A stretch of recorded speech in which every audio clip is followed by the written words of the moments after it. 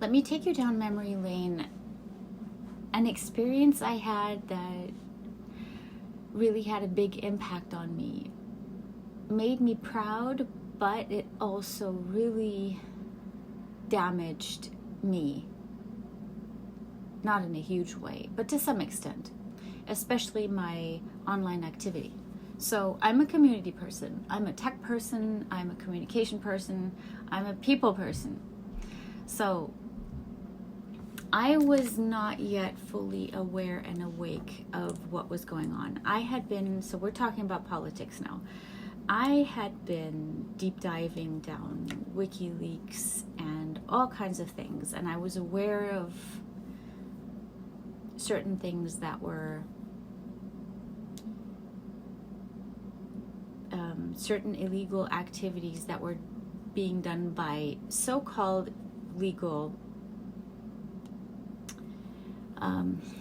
organizations. Let me be very mild. And mind you, I have a really interesting history of from my grandfather's side, they tried to pull him into the CIA. It didn't work. He didn't want to let that happen. I'm pretty convinced, I'm doing research now, that there were some nefarious things happening toward his family, so my grandparents. So interestingly enough, that was on my mother's side. On my father's side, my father has also had a history, he's deceased now, of deep diving down rabbit holes in a very scientific way, based on a lot of research and his medical background. Also very interesting. So how would you call it? Pre-something. So I like these, when I was a teenager, when I was a younger girl, I always was hearing these interesting background stories about what was actually going on behind the scenes. So anyway, put that aside. Eventually, 2012, my awakening occurred in a big way. And so fast forward to 2016, I was not yet fully awake and aware, but I was deep diving and I was understanding what was going on. And I had also, I was really fully aware of what was going on, but not to the depth that we are now aware and awake of the details. Anyway, so 2016, before the election, which was really interesting because I had told a lot of people in my surroundings that who would win. They didn't believe me. They said, yeah, right. So before that, I had been supporting Marianne Williamson, who was a presidential candidate for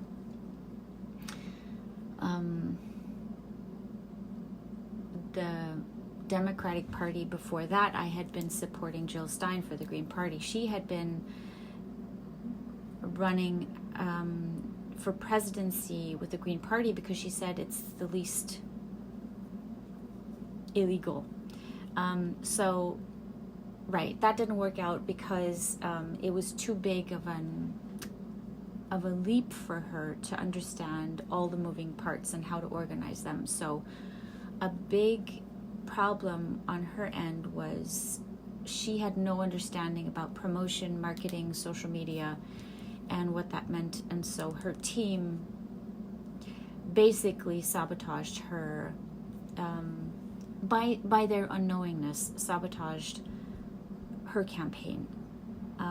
So I was a grassroots leader outside of her team. Her team wouldn't let anybody from outside really connect with them. So we just had to be active outside of it. So I'm leaping back and forth. I'm with Jill Stein right now. And so, for example, they would forget to put up an event. She was going to have this public appearing, I think in the Bronx, New York, somewhere. I think it was Bronx. They had forgotten to put it up on the website. I found it out. I had this little grassroots team, and I said, okay, guys, game on. We have 19 hours. We don't even have 19 hours until the event, and nobody knows about this event. So when we were finished, just on Facebook, there were 24,000 people signed up for the event. Anyways, yeah, so fast forward to moving past that experience, which was really exhilarating. I backed off because I realized, well, it just doesn't make sense. It's not going to go anywhere. It's not worth the effort. And this was all kind of like I was doing all of this next to my main work. So like tipping away at night, and it was fun. Yeah, so I moved on to Marianne Williamson. I thought, well, of all of the candidates, I want to support her. Why? Because she's a mentor. If we're if we're experiencing a time where a coach, a mentor, a healer, a spiritual guide can be a candidate, a presidential candidate, I'm in. This is more about the fact that this is even possible. That's why I was so excited. And I didn't know too much about her, I have to say, except for what I was able to look into and what she was doing. And she seemed like a good person. And I totally put aside that she was running for the Democratic Party, which was a really big mistake. How can you be so silly? So anyways, but interestingly enough, the same thing happened as with Jill Stein. But what I didn't see back then was that her social media team was being supported by the DNC. So you can imagine, right? DNC, Democratic Party. Anyways, I didn't see what was going to happen based on that scenario until I got really active. I was responsible with my, again, little team to promote her, and she became the number one top Googled presidential candidate in the world during the first debate. That's when I'm really fast forwarding the story. That's when I was attacked by the DNC, by a lawyer. My back then partner, who was a lawyer and a former judge, looked at this letter and said, "You better back down." And I was furious. I'm like, this can't be happening.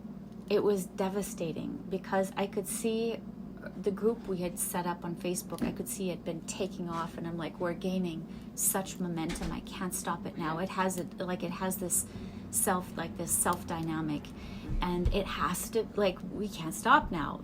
And it's not in my nature to back down if I feel like this is right. Anyways, so I had been also contacted by a cybersecurity expert of Marianne Williamson, and so I was invited to the first debate. I canceled because it just didn't fit into my life because I had a son and I didn't want to leave him alone. I was in Germany, and so anyways, so now I had DNC attacking me. I had Marianne Williamson's social media team attacking me because I was more successful with my little team than they were, and I was being invited by the cybersecurity guy, and he was confiding some stuff in me, which I probably shouldn't even say. But so anyways, after they successfully shut me down, the cybersecurity person who was head of cybersecurity stepped down, and his explanation was, Sophia, because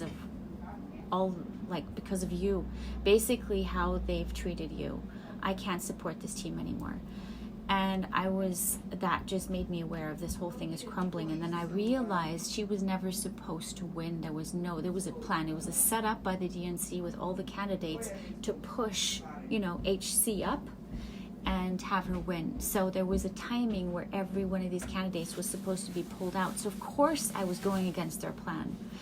Anyways, we were ridiculously successful, and after the shutdown, I noticed that there were some bots, and they had started attacking me, saying, she's not American, she's German, she's a Russian spy, so she's probably fake, and all these things, right?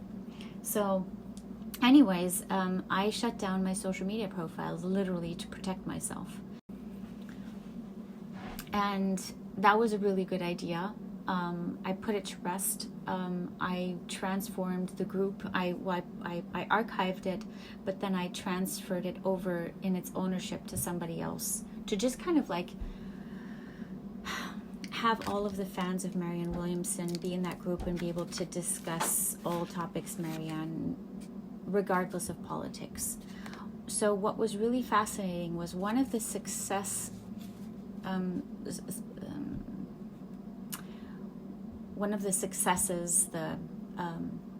the wins from this experience was that we were able to maintain a level of decency in the during this very heightened, this very tense phase of her being a candidate, and all this aggression and this hyper activity in and around the politics, that made our group grow so in such a positive way, and we got such good feedback, and I had all the moderators set up in a way that everybody was on the same page, and we were all we were all aligned with this one narrative of what's our goal, how are we going to treat this group, what do we want this group to be like, and things like that.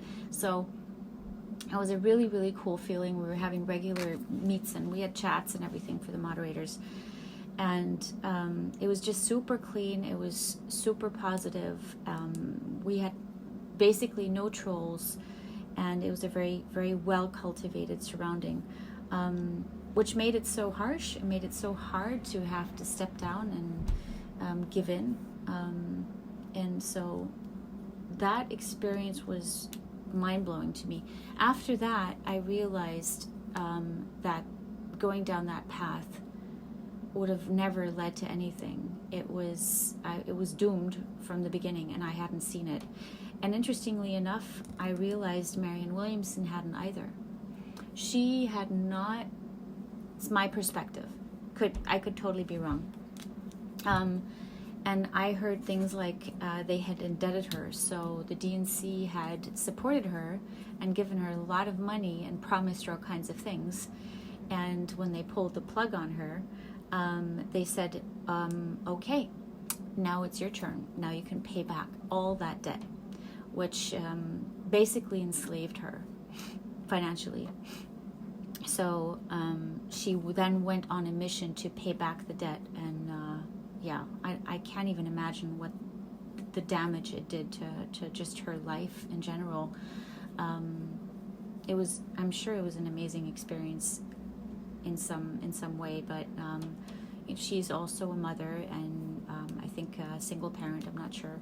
So that was pretty profound, and for me as well. But what was very fascinating is just to see what's possible if you have, even with a very small team, what you can do if you're excited, if you're aligned, if you're very clear on your goal, and if you understand technology and algorithms and community and motivation and inspiration, and you really enjoy the process of guiding people, which I do. I really, really love it. So yeah, that's a pretty very, very interesting story. I have never shared in public, and I thought I'd share it. And I'm not sure why I'm feeling called to share it right now, but it just feels very aligned, and I'm very careful. I mean, I've said some words like DNC and stuff, and I know that YouTube is very specific about certain things it doesn't want to hear. But yeah, we're the change, not big tech. Big tech is there to serve us the same way a government is there to serve us, and not the other way around. We're not there to serve the government. We're not there to serve big tech. And there's a big, big shift happening right now, and we're the shift. Basically, we are the shift. I'll leave it at that. And